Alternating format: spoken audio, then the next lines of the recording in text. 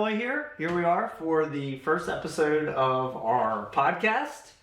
And, Chris, this was really your idea. Obviously, we have done a lot of crazy things, and a podcast is the latest in a long line of crazy things. Yeah. So here we are. Yeah. As you can see, we're here with Law Dad Roy. But no, I mean, I think when we had this conversation about, creating this podcast, there's been so much that the firm has accomplished. And obviously, the firm and your career kind of move in similar directions. On top of the fact that the firm itself has grown and is continuing to grow. South Carolina, 3 or 4 offices. Now it's 10 or 12. North Carolina, 2. Georgia, a bunch. Yeah, and I guess we should say that. Right. You've been the chief growth officer at the firm for... I think 3 years now. 3 years. But I was with the firm as a consultant for 4 years before 4 years that. before so that. I've seen it when it was, 3 offices and people commuting back and forth and just only a handful of attorneys. And, so I thought really, especially where we are right now with entrepreneurship, especially where we're now, like how people running law firms are not only attorneys, but they're also business people. Yeah. That it would be a good idea for you to kind of share your experience, right? Not only from where we started, but where we're going, right? And also more so like the struggles that you deal with when you're doing that. Because it's not just let's open up 25 offices and just like sometimes it is. Sometimes it is.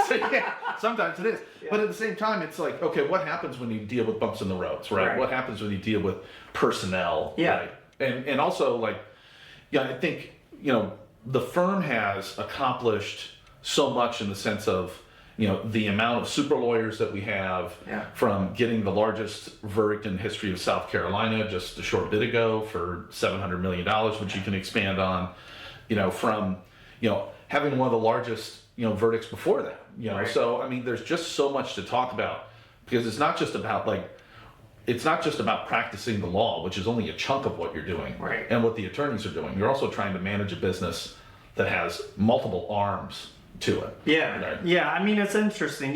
One of our 7th core value, actually 7 of 7, is we demand dynamic growth, and we always talk about, well, that is not just growth in the sense of like the business is growing or your practice is growing. It's individual growth, it's personal growth, it's growth in trials, it's growth in market share, it's growth in attorneys, it's growth in sort of everything. And a lot of times, when I'm having conversations with attorneys, they're not even as interested in the legal aspect. They're like, oh, you got largest verdict in South Carolina. That's a real congratulations. They've heard the war stories. And so maybe we'll talk about some war stories on the podcast for people. But really, that's the question they ask is, well, you guys are doing so much. How are you growing, this business in the way that it's growing and still doing the law? And still, by the way, being, I think, a decent dad, hopefully at least. I have 4 kids, so that takes obviously a large chunk of time. But all these things, are really integrated together. It's not like you do this and then you do that and then you do the next thing. You do everything collectively, dynamically, trying to grow and push everything forward. And that's really what we focus on here. A lot of firms or businesses, they talk about, well, we have a chief marketing officer or whatever. And I really believe that, if you're delivering results for people, the business will market itself. Right. I'm not so concerned about marketing. What I'm concerned about is how are we going to focus on growth, take advantage of growth, and really balance growth to make sure that we are able to service the clients in the best way possible. And I believe that the truest form of civil justice, which is what we do here, comes through a jury trial. So at the end of the day, we have to be prepared, in my view, to take every single case to trial. We've got to make sure that we've got the team for that. We've got to make sure that we've got the time for that. And we've got to make sure that we've got, the temperament for that we can do that, because it takes a lot. Yeah. We talk about these trials. Everybody on these podcasts, as I was reading about podcasts, it's like, oh, true crime, is a big thing. And we're going to talk about some true crime on this podcast because so many of our cases are intersected with that portion. And we talk about, you mentioned, we just got the $700 million verdict recently. That's a true crime case, right? I mean, it's 2020, 16, all these things across the nation. But full justice is not just criminal justice, it's also the civil aspect of justice. Right. And that's what we're able to bring to the table. But in doing that, we work closely with the FBI, we work closely with local law enforcement, we work closely on the criminal side in order to get that full justice. And we want to do that in every single case. We help thousands of people every single year. And so we've got to continually grow our resources, our team, our infrastructure to do that. And you've really been the guy on the front lines, particularly for the last 3 years in that growth, setting up the new offices, setting up the new teams, setting up the new markets, and how do we tell our story, and I really just see this as kind of the next iteration, of that, as we kind of go forward. You said something in the beginning that I want to go back to, and to disclose a little bit about myself, and this obviously, I've worked with athletic teams my entire life and started with sports, and still involved in sports and athletics. My sons are very competitive, and just won a state championship. The last state championship I won was in 2021. The last one. Was lucky to be a part of that. But I think you done some stuff with the college baseball team back in the day, at the College of Charleston. Worked with Cal State Fullerton's national championship team, and now worked with some teams in James Island here in Charleston. But one of the things that you said that I want to go back to is that, and I've always we've talked about this briefly, but I think it would be good to share especially for this first episode, is successful teams are based on when times of struggle go on. They go back to core values. Right. Like there's always something driving the ship. Right. Good teams are created through a culture, that are centered around the core values. Right. And you said one of the core values that we have is, we always demand dynamic growth. And as the firm started to grow, why did you think it was so important to implement these core values? Right. And why do you think? And the second part of that, I guess, would be when you're talking to people that are asking you, you're growing so fast and stuff like that, is that something that ever comes up ever? Because that's something that we see, with athletic teams. It's almost 9 times out of 10 where there's a core set of principles that people base themselves around, and those are the successful programs. And it feels like we can always go back to that in times of struggle. So. Yeah, no, 100%. I think, core values in any organization, whether it be a business, a team, a family, whatever, where people are coming together, it's really important that everybody agrees on what are our core values. And core values are a magnet, and a magnet does 2 things. It attracts people and it repels people, and that's okay. So when we say we demand dynamic growth, that's not a sales pitch. That is what we are doing every single day.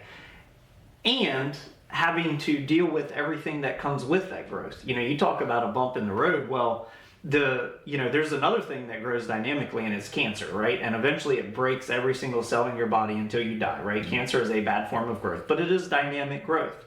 So when we talk about organizational dynamic growth, every single week, every single month, every single year, sometimes every single hour, something is breaking, Something is breaking because as you grow, the system you had before, the process you had before, sometimes the people that you have don't fit into the next level of growth, There's a certain segment, particularly in the legal field, where people just want to be comfortable, They want to have, I always say the leather-bound books on the mahogany bookshelf, with the Italian leather chair, and just kind of sit up there and think and offer their counsel and opinions. And that's okay. That is a valuable service that people can provide. But if you are dynamically growing as an organization, there isn't comfort in that. Every day, month, quarter, year is different. And so you have to kind of see yourself being able to adapt, And one of the things in our organization that is really critical for people that have been a part of the team for a period of time is that they are able to adapt, And this, people that, come here that are strong-willed, highly capable people that want to participate in growth, they don't often stay in the same position or with the same responsibilities for very long, They transition kind of through the organization over the course of years. And some people that come in at one phase of the organization might not see themselves in the next phase, and that's okay, right? So we can help them, and we do that. So you talk about dynamic growth and core values, like that's really the key, is communicating to people what it is we're doing, so that people come in eyes wide open, or not, right? Or not. I mean, plenty of people, I think go through our talent process and meet with our folks and just say, hey, that doesn't sound like that's for me. I'm looking for, people always use this term, work-life balance. I'm looking for a little more balance. I hate that term. I think that is the stupidest term, because it implies that your work and your life, if you get more work, then you have to give up something in your life, or if you want more like personal life, you have to give up something in your work. I just think that's hogwash. I talk about work-life integration, and I think that where people are reaching their maximum potential is when their work and their life are integrated such that work is not work in the sense that we think about it. It's just part of what we do every day, right? And it's part of what the people around us know that we're doing every day. And our highest and best use is when we can integrate our work and our life and get everything kind of moving in the same direction. But core values are the start of that, right? There are some places that might have a core value that says, we play harder than we work, or whatever. I don't know a good example. Well, there's probably ones that are like that too. Yeah, there's probably, but like that's just not us. So, as part of that process, it wasn't just, Roy sits in a room and comes up with some core values that sound good. We got together as a team. The team that existed at that time, we said, hey, here's the vision. Here's where we're going in the next 3 years, the next 5 years.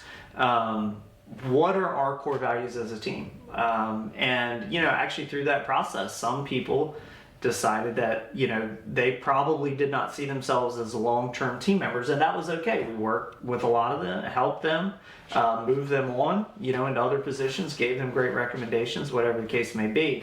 But that's the purpose of core values. It just cuts through a lot of the unknown, when you go in, when you come here exactly what to expect. Right. Our first core value, we put our clients first, period. That's what I expect. If you're a lawyer in this law firm, if you're anybody in this law firm, you will put our clients first. Right. So if a client needs to talk to you on a Thursday at 6:30, I expect for you to talk to that client just as soon as you possibly can, and ease their mind and let them know what's going on, with their case or their situation or whatever. And the second is we have each other's backs, right? That's our second core value. And that leads into that. If it's something you absolutely can't do, I would expect you to be comfortable enough, somebody else to be comfortable enough to pick that up, and take it, so that we can put our clients first. Not I put my clients first and you put your clients first. So we put all our clients first. And this is the, knowing that this is the initial,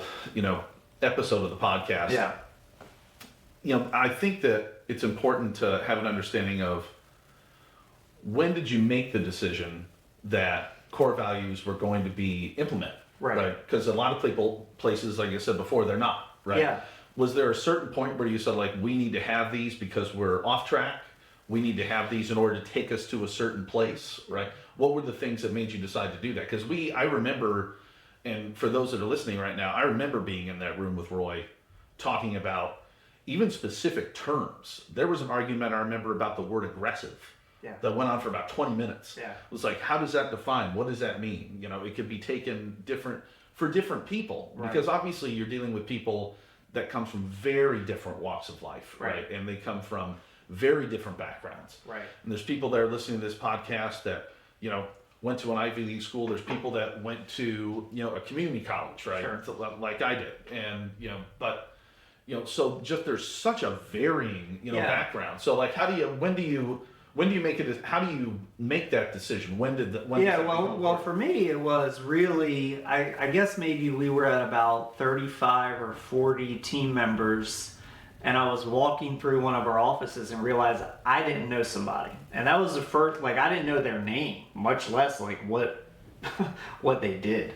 And so that was the first time for me where I was like, so if I don't know that person doesn't know me, that person probably doesn't know Eric, probably doesn't know you, probably doesn't know anybody that's kind of been here because they came through, our talent process, got hired on by a direct supervisor, went through orientations. Of course, they saw our videos and all like that, but they don't actually know us. And so it occurred to me that if I didn't know them, they probably didn't know me very well. They didn't probably have an appreciation or a closeness in proximity of understanding what we were about, right? Because when you're small enough, everyone knows the core values. Like if we're having lunch together every day and we see each other in the office every day and we talk every day, everybody knows where everyone else is shooting from. But when you get to a certain size, it becomes exceedingly difficult, to not only communicate those things, but also to make sure those things are being practiced. And you have people working in Charlotte, it's hard to know whether they're doing it in Charleston or whether they're doing it in Lumberton or whether they're doing it in Lexington, right? Right, 100%. And now we've got, I don't know how many offices. 20 offices, like literally if I went to a different office, like every single business day of a month, like I would go once a month. Obviously that's impractical because we'd spend all our time on the road and, whatever. But that when you get to that place, it's like, okay, well, what do we do? And for me, the first thing, like I'm a huge believer in the power of intention. First thing I'm always going to do if there's something I'm trying to achieve or trying to do is write it down, right? Because I need to be very clear on what it is. And I think the same thing is true for teams. We need to be very clear on what it is we're trying to achieve and where we're coming from. And so that really was the core value, the start of that core value process. And at that time, we invited everyone into that process.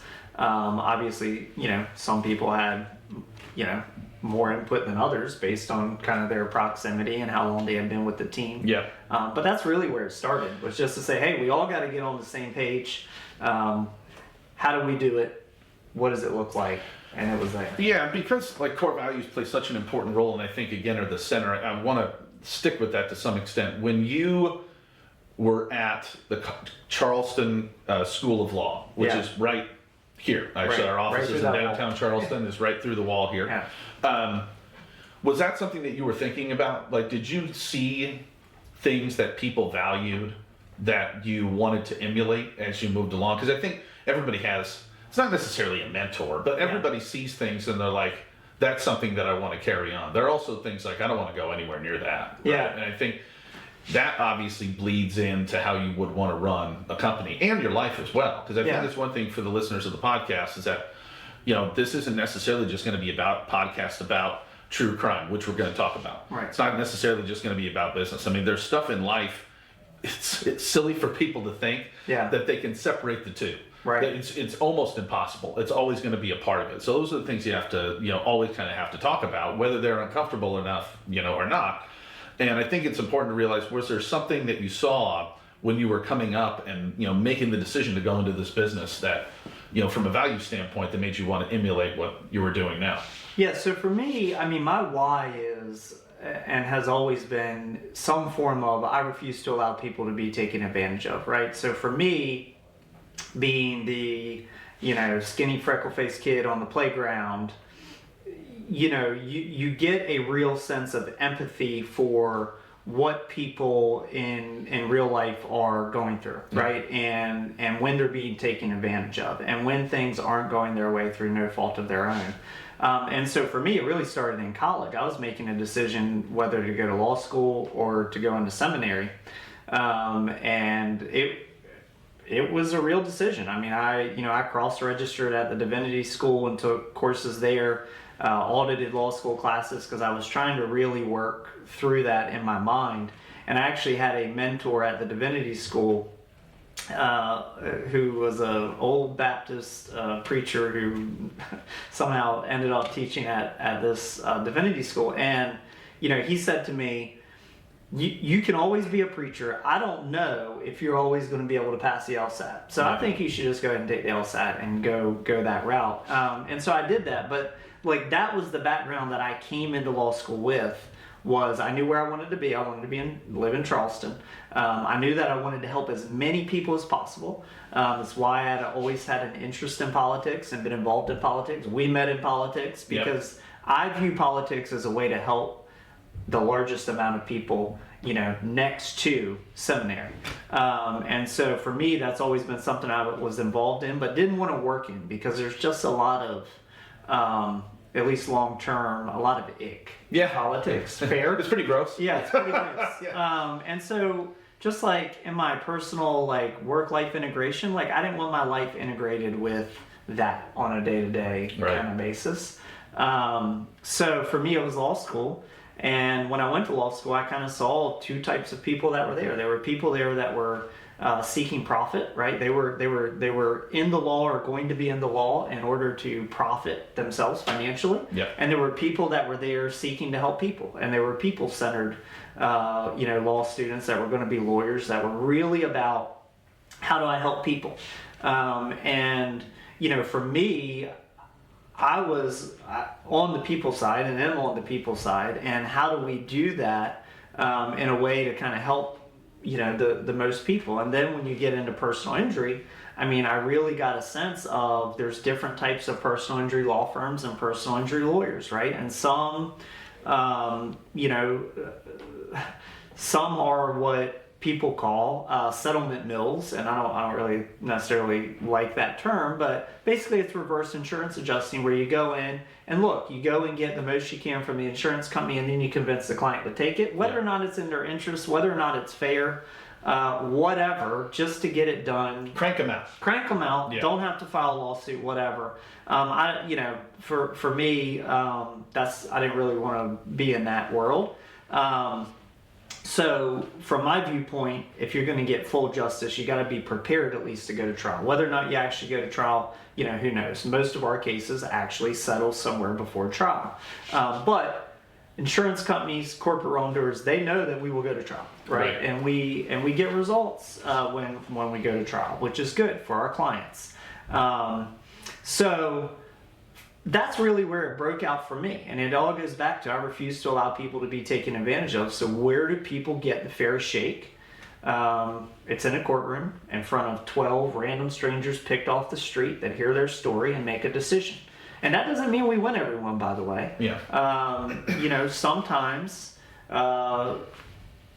juries decide that, the other side has a better case, a better argument, and whatever, and that's okay too. The client still gets that day in court, to tell that story. So I think that that's a really critical piece of, what we're doing. I also think that it's where, you really, from the initial call that we have an intake center that takes countless amount of calls a day. And, I think very much you go back to politics, you get to see people in politics very similarly when you're doing door-to-door canvassing. As you would when you do an initial intake call. And you get to see someone who's in many ways, they're most vulnerable. You go up to someone's house, you knock on their door, you get to see what it's like for a minute. They'll tell you, I just went through this. And then you're getting someone on the phone who calls maybe 30 minutes after, they lost a loved one. And those are hard calls to take. And it goes back, I think, to the core value part, right? If you're not centered around something that says, when I take a phone call, I'm centered around these set of values, right? And those values also include empathy and things of that nature. It might not be a core value, but they involve all that. And as the firm has grown, I think it's been interesting to see the types of things that people are going through, happen everywhere. Right. It's not just, only in Charleston do we see people going through this. Right. Do you see that as we go? 100%. We help people now throughout the country. We have cases pending in, 40 states or something like that. And I haven't counted recently, but that was the last count. We've got it's something like class actions, we got mass torts, we got single event, catastrophic injury, wrongful death cases. We got a case where I was just talking to the family earlier, this week of child abuse case at a church daycare, so it really runs the gamut of people in their, lowest point, right? And what most of these people, when you talk to them, they say, well, I've never hired a lawyer before. This was my first time. They don't know what to do or what the process is supposed to be like. And I view our role as making that process as frictionless as possible. What we want them to be able to focus on is healing, grieving if they lost someone, getting their life as back to normal as possible after a catastrophic injury or catastrophic traumatic event. And for us to be handling the civil side, which is the civil justice, which in our system comes in the form of money. That is the form that it comes in. But it comes in money and in so much more, right? Because people see when that case resolved, that's a resolution. You talk about, this verdict we just got. Biggest verdict. Well, yeah, the damages were pretty damn big, right? I mean, the lady lost her daughter, who was kidnapped, raped, stabbed with a pickaxe, drowned, buried in a shallow grave, and, she didn't find her body for a decade or know what happened to her, basically. I mean, that's kind of and we'll get into more of that, I'm sure, on a subsequent podcast, but, that's the top line of the story. And it's like, well, there's no amount of money that can make that right. But in that case, what Dawn always said was, I need resolution, because if this gets out and gets in the media and it stops it from happening to just one little girl, it will be worth it. Right? And so in that case, yes, civil justice, money's the mechanism, but it's not the end all be all. It's one part of a multifaceted approach to full justice, which is what we encourage and ask juries to deliver is full justice. And that starts right from the beginning. And I think for those who listen to the podcast, obviously we're talking about how core values are kind of centered around everything. But also at the same time, there's going to be people listening to the podcast that aren't attorneys. Right. They're in, just the private sector in general. Might be in the public sector. Right. And, the result, the $700 million, begins with something. Right. Yeah. And it begins with empathy from the first phone call. It begins with, Roy and I were doing a campaign years ago together. And literally, I came up with a piece of paper that said, when you enter the door to this building, this is what needs to happen. There needs to be, immediately there needs to be something that happens in a positive manner. Right. They'll go here, they'll meet someone, they'll do this. And I drew it out. I said, let's do it. Everybody was kind of like, and then Roy, what he did is this is a true story. He picked up the paper, he taped it up on the door, and he said, I want the office to look like this. And then we rearranged it, and it ended up working. But I think that people in business need to understand too that, it starts right from the beginning. Right from the initial touch. And obviously there's going to be, in some businesses, sometimes in our business, sometimes it takes 2 or 3 times to talk to someone because they're nervous. Again, they've never hired a lawyer before. Yeah, 100%. So they might call you back. No, what I always say is, look, 99% of the people that call us initially are not looking for an attorney, they're looking for an audience. Yeah. And they have seen some advertisement, some communication, they've talked to somebody maybe that used one of our lawyers or our firm before that says, hey, they're good guys, they're good girls, give them a call. Or they see an ad that says free consultation, right, or whatever. And so they call, but they call looking for an audience. They have nowhere else to turn to tell their story and to see, is there something I should do about this? And so it's really our role to give them a roadmap, to give them a journey map to say, hey, you can decide to do something about this or not. If you decide to do something about this, this is what it looks like. If you decide to not do anything about it, maybe this is what it looks like. And I think that's true for pretty much every business. I saw a actual scientific study the other day, not the knee-jerk reaction, about drive-through times, right? And Chick-fil-A, for example, is actually one of the slowest drive-thrus, according to this study. They had it all kind of timed out there. And so think about that. But what does Chick-fil-A do from the moment you pull into that drive-thru? They engage you. Quality greeting. Right? Yeah. Quality greeting. You are engaged right away. And so our mental state is we're being taken care of. Even though I haven't ordered my chicken sandwich and waffle fries and sweet tea yet. Someone said hello to me. I see someone there with the iPad. I know I'm 2 away. I pull up to that person. I put in my order. I'm now 6 minutes away from turning the corner, but I know when I turn the corner, I get to that, first window, someone's going to hand me a drink, so that's good. And so you're constantly engaged throughout the entire process. that really is, in my view, the ultimate calling of business is how do we give people a journey map, engage them, make them feel cared about. Yep. Knowing that some of these things take time. One of the things we talk about, full justice, you want to talk about getting a $700 million verdict, you want to talk about getting a $50 million verdict, you want to talk about getting a $22.5 million verdict or a $10 million verdict or a $5 million verdict, all verdicts that we've got, that takes time. Right. That doesn't result from someone calling our office and 2 weeks later, we've got a $10 million verdict for them or whatever. That takes time. And so, yes, there's always trade-offs in business, right? And so if people want a quick settlement, I can almost guarantee you that quick settlement is not going to be full justice. It will be fast. It'll be fast. But it is going to be something less than what your case is worth and something less than what you deserve. And I think that's true in every business. There are trade-offs, right? Why is McDonald's, and again, this is based on the study, not me saying, but why is McDonald's perhaps faster in the drive-thru than Chick-fil-A? Well, because their stuff's already made, it's sitting under a warmer. Oh, yeah. Right? Chick-fil-A, when you come up, okay, we're getting it ready, boom, we're shooting it out. When you go into a Chick-fil-A, you don't see like 20 chicken sandwiches sitting under a warmer. You might see one, you might see two, whatever. They have to be produced. They have to be produced. Right. And some of these other chains, we're just doing it, kind of as we go. You go to a nice restaurant, well, yes, it takes longer to get your food, but you're going to get a better quality meal than if you go, to a fast food restaurant. That is what it is. You're trading quality for time. I think that's true in every business. But that doesn't mean that trade has to be absolute, right? Because we can engage people during that time. Right. We can give people peace of mind during that time. We can give, people something to do, someone to talk to during that time. And I think that is really where businesses, prevail and succeed. I mean, I could give you 1,000 examples of ones that do it good and ones that do it bad. Yeah. So could you.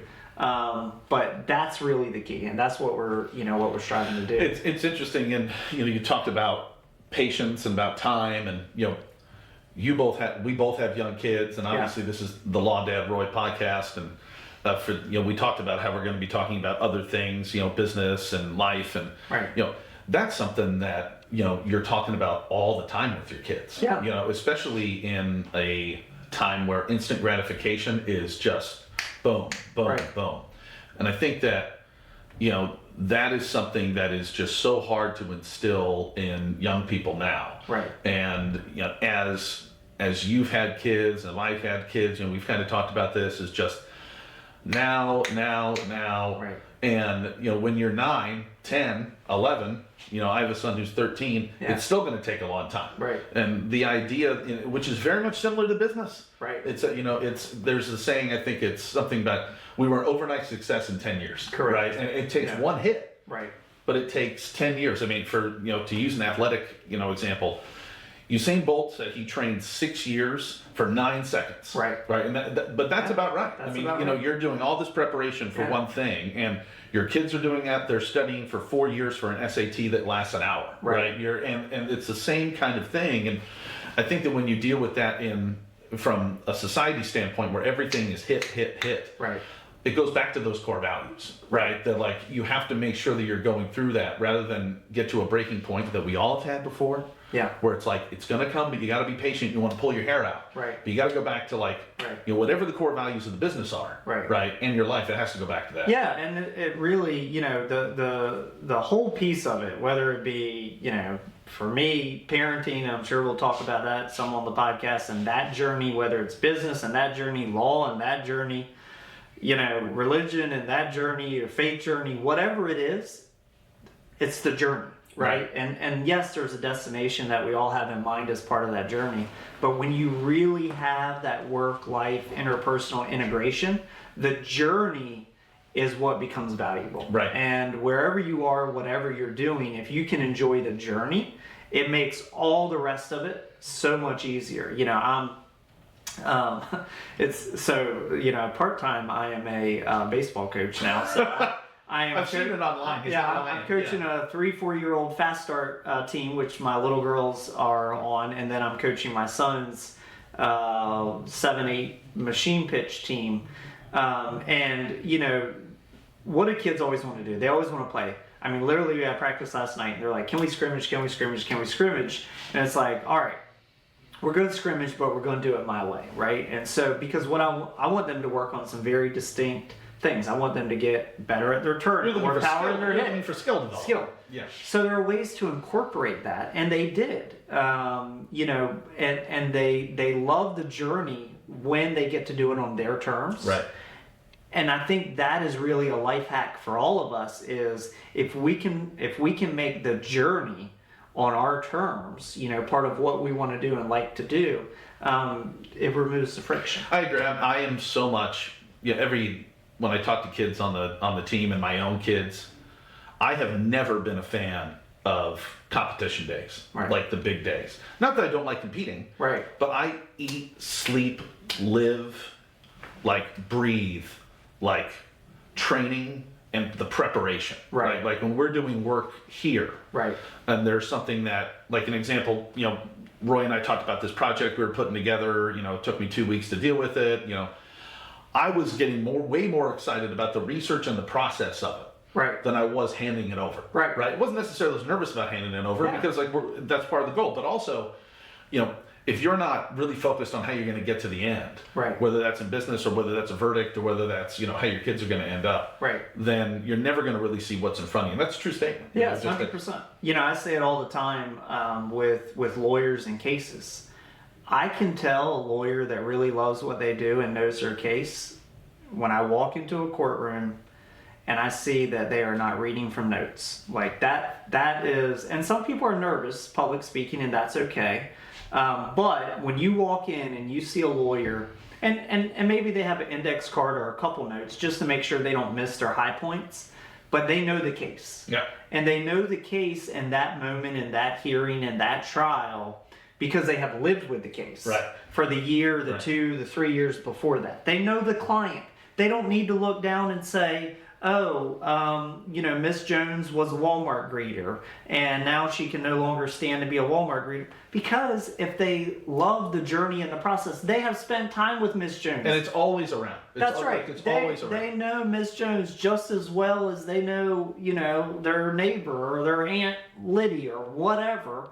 They don't need a note to remind them of that. Right. They know, you know, the case. And so, again, it's that journey, you know, and that's really what we're going to be figuring out on this podcast. You know, we said, okay, let's do we want to do a podcast. We had a lot of people, you know, and we've done media appearances and all of that. And then there's always follow-up questions.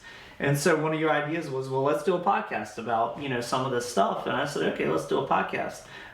You know, but for all these people listening, we don't have like some grand plan destination in mind. We're going to discuss the things as they come up, right, and the practice of law, in growth, in marketing, in business, in life, to really give folks, I think, a behind the curtain look at what does it look like. You know, because so often, to your point earlier, people say, oh, you must be lighting your hair on fire. Like, how do you have time to do all of that? It's like, I have the same amount of time that Tom Brady has, that the President of the United States has, that the Pope has, that, you know, Jeff Bezos has, that the guy, you know, sweeping the parking garage has. We all have the same 24 hours in a day. Right. It's not about time. It's about how are we using the time, and, you know, what is the journey? Are we passionate about it? Or are we just clocking in and clocking out? Or is it something that we live and we breathe? Right. You know, and, you know, I mean, you and I, we live and we breathe what we're doing. Yeah. You know, and so it's not difficult to say, okay, well, let's sit together in 2 chairs for, you know, 45 minutes and talk about it. Yeah. That's fine. Right. You know? Well, we're about 45 minutes into it, so it's good timing. So I hope everybody has a good idea about what we're going to talk about. We have a lot of exciting stuff to talk about, not only just with business, but with cases. We're definitely going to talk about the $700 million verdict and bring in some people that were involved in that case, along with Roy, and have those conversations as well. So, you know, we're really excited to get this thing going. Yeah, I'm looking forward to it. And I hope you all will join us for the journey on the Law Dad Roy podcast. What'd you think, Kate? Honestly, it was really smooth. You guys did a good job. Good. It was really smooth. Got another one. We got one on the books.